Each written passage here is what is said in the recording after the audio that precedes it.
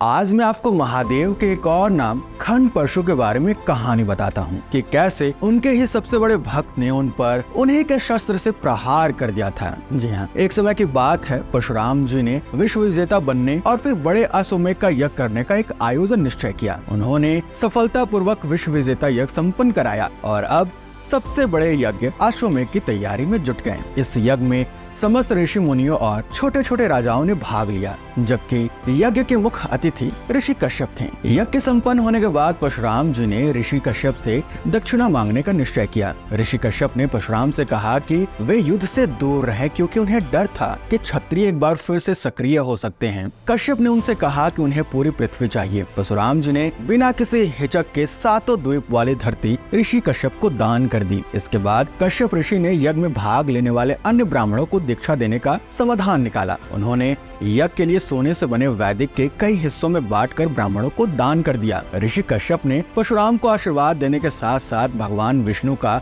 एक अमोघ मंत्र भी प्रदान किया था। फिर उन्होंने परशुराम से कहा कि जब आपने पूरी धरती मुझे दान कर दी है तो आप यहाँ पर एक पल के लिए भी नहीं रह सकते। इसलिए परशुराम जी दक्षिण की ओर चल पड़े और सह्याद्री पर्वत से अपने फरसे को समुद्र में फेंका। उन्होंने समुद्र से कहा कि जहाँ तक उनका फरसा गया है वहाँ तक समुद्र पीछे हटे। समुद्र ने उनकी बात मान ली और एक बड़ा तटवर्ती क्षेत्र खाली कर दिया, जिसे शुभप्रारक कहा गया। कश्यप ने ऋषि की आज्ञा के अनुसार परशुराम ने तय किया कि वे दिन में धरती पर रहेंगे, लेकिन रात में महेंद्र पर्वत पर चले जाएंगे, वहीं पे रात बिताएंगे। यात्रा के दौरान एक जगह विश्राम करते समय उन्हें अपने गुरु भगवान शिव के वचन याद आए। भगवान शिव परशुराम की परीक्षा लेने के लिए अक्सर उन्हें कठिनाई में डाल दिया करते थे। एक बार शिव ने परशुराम को नीति के विरुद्ध कार्य करने का आदेश दिया। पहले तो परशुराम ने संकोच किया, लेकिन फिर उन्होंने स्पष्ट रूप से कहा कि वे ऐसा हरगिज नहीं करेंगे, चाहे वो उनके गुरु क्यों ना हो। अब भैया इस बात पे दोनों के बीच भयंकर युद्ध छिड़ गया। परशुराम ने पहले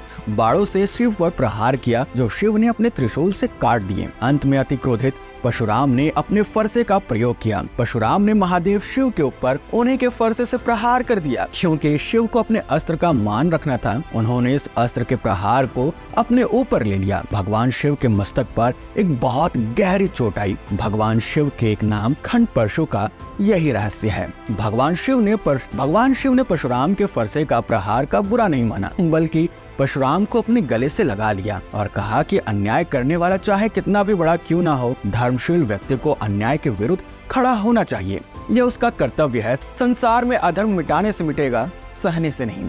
इसके बाद भगवान शिव ने नैतिक उपदेश देते हुए परशुराम से कहा कि केवल धर्म, तप, जप, दान, उपवास धर्म के लक्षण नहीं होते हैं। अन्याय, अधर्म से लड़ना भी धर्म का ही एक हिस्सा होता है। तो ये थी महादेव की एक और नाम की कहानी, परशुराम जी और शिव जी के युद्ध की कहानी। आपको कैसा लगा बताइएगा जरूर।